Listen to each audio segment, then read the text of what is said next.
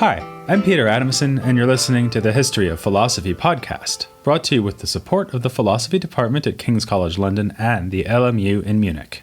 Online at www.historyofphilosophy.net. Today's episode, Our Power is Real, the Clash of Church and State. At the turn of the 14th century, Giles of Rome found himself on the wrong side of history. He was a steadfast supporter of Boniface VIII, the pope who fought a losing political battle with the French king Philip IV, known as Philip the Fair. It's safe to say that it wasn't Boniface who gave him that nickname. Reacting to the taxes levied on church property by Philip, and also the English crown, Boniface issued what I can't resist calling an angry papal bull, or even a whole herd of bulls, a series of documents commanding secular kings to bend to the authority of the papacy. In 1301, he wrote that as pope he was placed above kings and kingdoms, with the responsibility and right to uproot and destroy, to disperse and scatter, to build and to plant. Invoking a biblical metaphor, familiar to us from an earlier episode, Boniface argued that the church is given two swords of spiritual and temporal power. If kings wield temporal power, it is on behalf of the church, and at the command and by the permission of the priest, as Boniface put it. But Philip was not cowed. As one of his representatives put it when speaking to the pope, "Your power is verbal, ours, however, is real." The king showed this power by having Boniface arrested, leading to the pope's death in 1303. It was commented that Boniface took the papacy like a fox, ruled like a lion, but died like a dog. It may surprise you to hear that medieval kings were standing up to the pope like this, and coming out as victors into the bargain, in the deeply religious medieval age. We are apt to think of the separation of church and state as a distinctively modern idea, but the medievals would need no lessons from us on this score. At the turn of the 14th century, the church and the medieval states were not just separate, but at each other's throats. We know from our earlier discussion of the clashing of these two swords that this struggle was a constant of medieval culture and really an inevitable one, given the substantial involvement of clerics in the temporal sphere, with vast landholdings and military forces at their command. Besides, the whole point of being a king or an emperor is that you don't answer to anyone. Such a monarch is the supreme authority in his sphere of action. Remember that this was even used to explain why wars must be fought, because there is no higher court of appeal to resolve conflicts between rulers. And then the Pope comes along and says to these rulers, no, actually, they answer to him, and their otherwise supreme power is exercised at his behest and at his discretion. For the secular theorists in the debate, the problem was saying where royal power and authority did come from, if not from the Pope. Their answer was that such authority is granted directly by God. This is the kind of historical irony I really cherish. The idea that kings have a divine right to rule seems an obvious example of the way that religion and politics were intertwined in earlier times. Yet the idea was, to no small degree, put forward in order to resist the rival claims of the church. This is not to deny that compromise positions were available. A figure often seen as a moderate in the debate was John of Paris, whose On Royal and Papal Power was written at the height of the confrontation between Pope Boniface and King Philip. John resists the urge to subordinate one power to the other. For him, the secular ruler and the Pope receive their authorities separately from God, having dominion over temporal and spiritual concerns respectively. Each must take the lead within his own sphere. This may sound closer to the secularist position, since it would mean that the Pope should stay out of temporal affairs, yet John also points out that each of the two powers is subject to correction by the other. A king might depose a wicked pope excommunicate a wicked king. Like an unenthusiastic accountancy student, Giles of Rome had no interest in such checks and balances. His treatise On the Power of the Church is as forthright a defense of the Pope's position as you could hope to read, which is not particularly surprising given that it was dedicated to Boniface himself. Giles explicitly aims to prove the superiority of the spiritual order to the temporal order, and hence of the Pope to all secular rulers. The Pope wields both swords, though he allows secular rulers to use the sword of temporal authority at his command. Giles sees here a parallel to the relationship between soul and body. It is because of our dual nature, both spiritual and physical, that we fall under two kinds of authority, spiritual and temporal. But the Church has spiritual authority over all human souls, and the temporal order is subordinate to spiritual authority, just as a human's body is subordinate to that human soul. After all, the soul rules the body, with the limbs moving as the soul dictates. In Aristotelian terms, Giles is here suggesting that church authority is an efficient cause of temporal affairs. It sets them in motion like the soul moves the body. But final causality is also relevant. Our ultimate goal, as humans, is a spiritual one, namely the soul's ultimate beatitude. Here, Giles is recalling a doctrine of his teacher, Thomas Aquinas, and putting it to political ends. Our final end is the contemplation of God, and obviously it is not any secular king, but the head of the church, who guides us towards that end. On this basis, Giles also rejects any notion that there could be two parallel orders that operate independently of one another. We have only one final end, not two, and all temporal goods must be used in pursuit of the single spiritual goal shared by all humankind. An Aristotelian example might be that we should value money, a temporal good, only because it helps us display virtues, like generosity. But the implications of Giles's theory might better be illustrated with a case like the Crusades, where the military might of kings was used to achieve an objective set by the papacy, and the soldiers were promised a heavenly reward, namely the remission of their sins. The chance of seizing a few temporal goods in the shape of land holdings or booty was, in theory at least, merely a welcome bonus. Giles's defense of papal supremacy invokes another idea familiar from Aquinas, the subordination of the sciences. We saw that for Aquinas, theology is the highest of all disciplines and gives principles to lower philosophical sciences. Giles has a similar idea, which he applies especially to the philosophy of nature. Physics is a lower science than metaphysics because it is more restricted in its scope. The student of nature studies only bodily things, whereas the metaphysician studies all things, both spiritual and bodily. In much the same way, the concerns and the authority of secular kings are particular and parochial, where the concerns and authority of the Pope is universal. Giles goes so far as to suggest that the Pope's universal rule over humankind is like God's rule over the created universe. God rules over all things, and natural causes are inferior to the supreme divine cause. In fact, a natural cause, like fire or an animal that generates another animal, involves what we might call delegated power. This is secondary causation, which derives ultimately from God's primary causal power and is always subject to being overturned by that power, which is what happens in a miracle.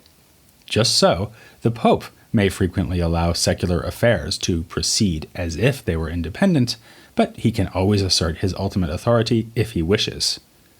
We see this when he refrains from intervening in secular court cases, though he does have final authority which could be brought to bear when answering an appeal from a temporal judge. Just as God voluntarily restricts his own absolute power by usually exercising his power within an ordained set of natural laws, so the Pope lays down laws and statutes for the running of the Church and voluntarily obeys these laws. Really, though, he is above their jurisdiction because of what Giles explicitly calls his absolute power. But one can't help wondering, what if the Pope is a complete jerk? Do we really want to put ourselves in a position where a vicious man can exercise such untrammeled and unchallenged authority? Giles confronts this question, and in doing so, makes a point of perennial relevance. We should distinguish between the moral standing of a person and the moral standing of the position of authority that a person may occupy. In other words, even if the current Pope is a vicious man, the papacy as such retains its supremacy. Conversely, the fact that some other person may have great moral virtue does not give that person spiritual authority. As Giles says, just the fact that you're a great singer doesn't make you the cantor in your local church. You have to be awarded the office. Here, Giles may seem too relaxed about handing great power to wicked men. In a slightly earlier work called On the Abdication of the Pope, Giles had argued that popes are given their position through election by the cardinals, and thereafter can be removed only voluntarily, that is, by abdication, the sole exception being popes who fall into heresy. Still, his comments on separating the dignity of the office from the moral status of the office holder can be read as a refreshing change from much ancient and medieval political writing, which tended to emphasize above all the moral character of the ideal ruler. This is ironic, since Giles was himself a significant contributor to that moralizing tradition. Years prior to his defense of papal authority, he had written a work called On the Government of Princes. This became a hugely popular text, translated into numerous European vernacular languages and preserved in about 300 manuscripts. It is an example of the so-called mirror for princes genre, texts that give moral and practical advice to rulers and aspiring rulers. Drawing extensively on Aristotle's ethical and political writings, this earlier treatise sees Giles arguing for the supreme rule of the secular monarch. This isn't necessarily in direct contradiction with the later treatise on the power of the church, since there Giles will recognize that the king is at the top of the temporal hierarchy, even if that whole hierarchy is subordinate to spiritual authority. But in a third work, his Commentary on the Sentences, Giles makes some remarks that cast doubt on the moralizing project of his Mirror for Princes. In our fallen state of sin, he says, all secular authority is inevitably coercive in character. If a temporal ruler claims to rule with a view to the common good, this is always a pretense, since post-lapsarian humans are inevitably selfish in their motives. This is contrasted to the situation before the fall, when, Giles contends, Adam was in position of rule over Eve because men are superior to women, but this rule was based on mutual love, so involved no coercion. For a far more optimistic attitude towards secular rule, we can turn back to Dante Alighieri. Dante's political theory is diametrically opposed to that of Giles of Rome. Where Giles championed the cause of Boniface VIII, Dante condemned this pope to hell. Where Giles placed secular rule under the universal authority of the papacy, Dante puts all his trust in the universal but temporal rule of an emperor. His arguments to this end are presented in a work composed in Latin called On Monarchy. As one scholar wrote shortly after World War II in this work, the rights of the secular state as against Vatican direction are maintained with an emphasis that would have shocked Aquinas, but was destined to be quoted with many a chuckle by Benito Mussolini. Dante hoped that his theory would find historical embodiment in the person of Henry VII of Luxembourg, a Holy Roman Emperor whose invasion of Italy was greeted with great enthusiasm by Dante. In the Paradiso, he would immortalize Henry and lament the ultimate failure of imperial rule in Italy by having Beatrice say that, "In heaven shall sit the soul of noble Henry. He shall show Italy the righteous way, but when she is unready." The contrast between Giles of Rome and Dante gives us a nice example of the fact that the same premise can be used to reach very different conclusions. Like Giles, Dante avails himself of the idea that humankind in general shares a single end, the perfection of our intellectual capacities. Since we all have this goal in common, there should be a single political order which seeks to help us along to reach our shared objective. This means that we should have a single ruler, whose imperial authority should ideally stretch over the entire earth, bounded only by the ocean, as Dante puts it. Like Giles, Dante sees a parallel here to the providential rule of the one God over the universe. There are many advantages to be expected from this political arrangement. Peace will reign without multiple political entities competing for domination. The sole ruler will also be without greed, because his power will be so supreme that there will be nothing left for him to desire. And there are more abstract, dare I say, philosophical justifications for single imperium. Dante refers to the theory of transcendentals, reminding us of the scholastic teaching that unity correlates to goodness. This shows that a single rule is also the best rule. Furthermore, he cites the Neoplatonic work called the Book of Causes for the idea that the higher a cause, the further its reach should be. It follows that the highest political rule must reach to all things. Dante thinks that Aristotle would agree with him about all this, which is less than entirely convincing given that Aristotle conceived of politics within the context of a city-state or polis, a far smaller political entity than a world-spanning empire. For Dante, the real ancient model is, of course, not Athens, but Rome. He thinks that divine providence settled on Rome as the center of imperial authority, something shown even by the fact that King David was supposedly born at the same time that Aeneas, again supposedly, founded the city of Rome. You might complain that Rome was for many centuries a republic and not the seat of empire. To this, Dante would triumphantly remind you that Christ himself was born during the reign of the first Roman emperor, Augustus Caesar.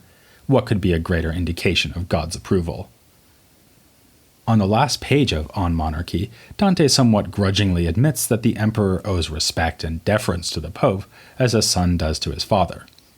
But apart from this, ecclesiastical power appears in the work solely as an undesirable obstacle to the imperial project.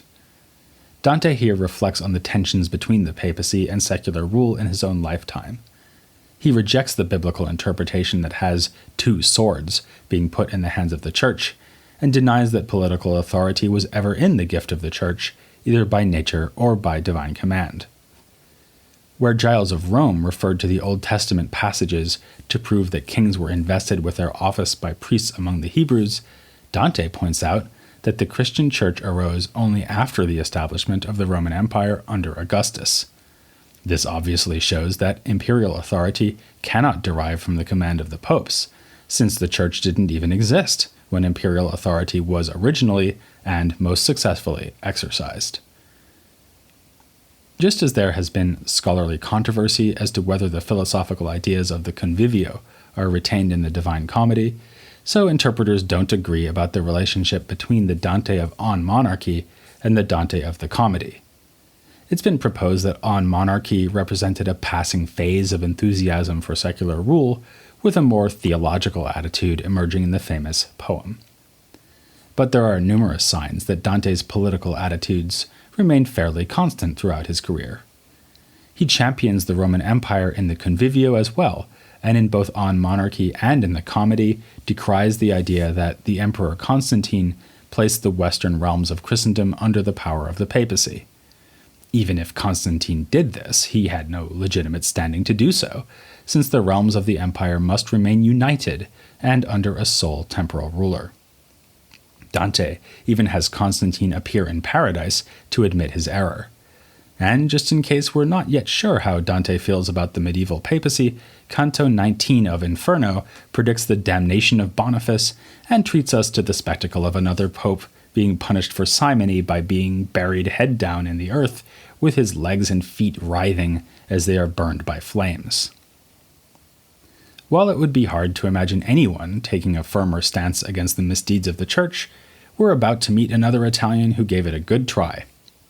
Our next author will be just as staunch in his advocacy of secular authority and just as implacably opposed to the political claims of the popes. But he will do more than either Giles or Dante to advance the theoretical justification of legitimate political rule. Exiled from his life as a scholastic in Paris, this scholar made his way to a city that still today offers a refuge for wandering philosophers, Munich. So get ready to say a hearty Grüß Gott to Marsilius of Padua next time here on the History of Philosophy, without any gaps.